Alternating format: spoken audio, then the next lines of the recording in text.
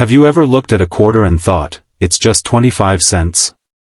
Well, today, that small coin might change your life.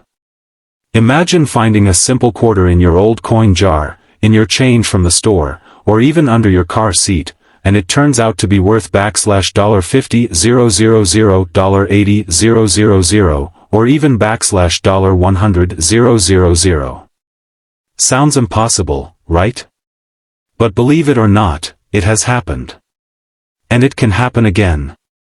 That's why you should keep watching till the very end, because you might have one of the rarest coins in US history just sitting around. This isn't just about coins, it's about a hidden treasure hiding in plain sight. Let's go back to the year 1965. At that time, something big happened in the world of US coins. Before 1965, quarters were made of 90% silver. But silver was getting too expensive, so the US Mint decided to stop using it. They started making quarters with a new mix of metals, mainly copper and nickel. These new coins looked the same, but they weren't made of silver anymore. It was a huge change. Now, here's where it gets exciting. While switching from silver to copper-nickel, the Mint made a few mistakes. Some of the new 1965 quarters were accidentally made using the old silver blanks, the metal pieces meant for the 1964 quarters. That mistake created one of the rarest types of quarters ever, the 1965 silver quarter. Only a small number of them were made, maybe just a few dozen, and they were never supposed to exist. But they slipped out into the world. Most people didn't notice anything strange. After all, a quarter looks like a quarter. But some sharp-eyed collectors and coin experts started to find a few 1965 quarters that were heavier than normal and had a different sound when dropped. These quarters didn't turn brown on the edges like the copper-nickel ones. They stayed silver all around. When they weighed the coins, they came out to about 6.25 grams, which was the weight of the old silver coins. The new ones only weighed around 5.67 grams. That was the first clue. The second clue was the color. A silver quarter will look brighter and won't show the orange or brown rim that copper-nickel coins have.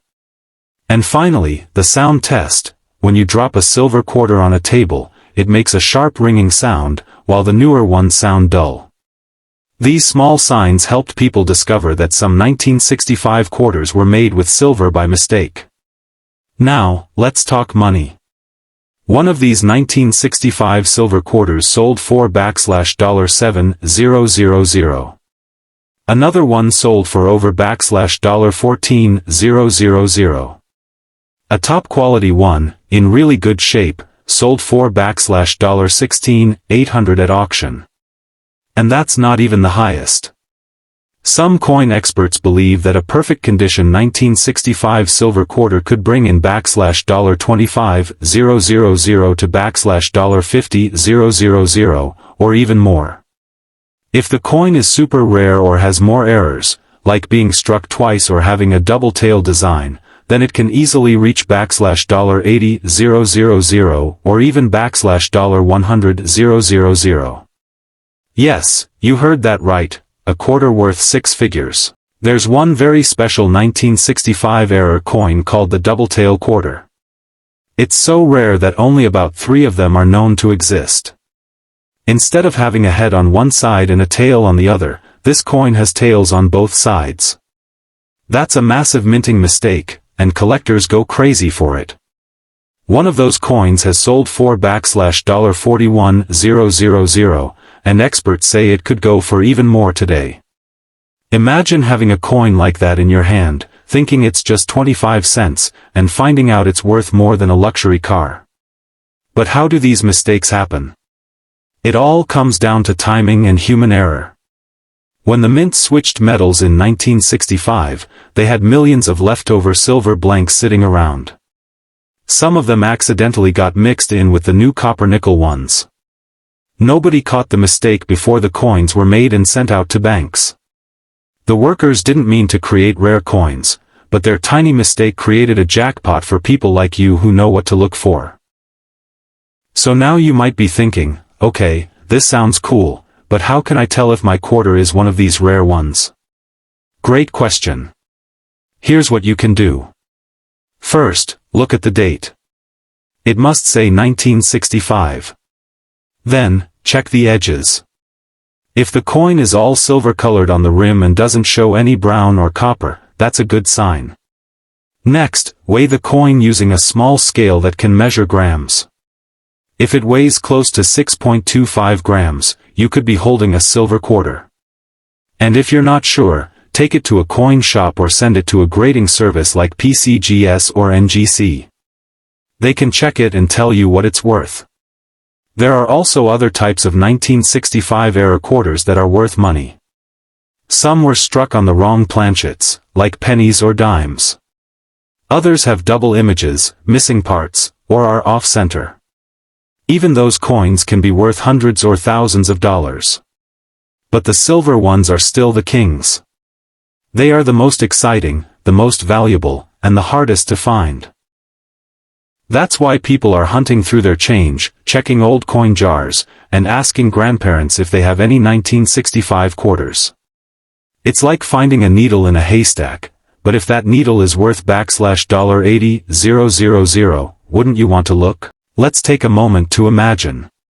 You're digging through a drawer, and you see an old coin. You look at the date. It says 1965.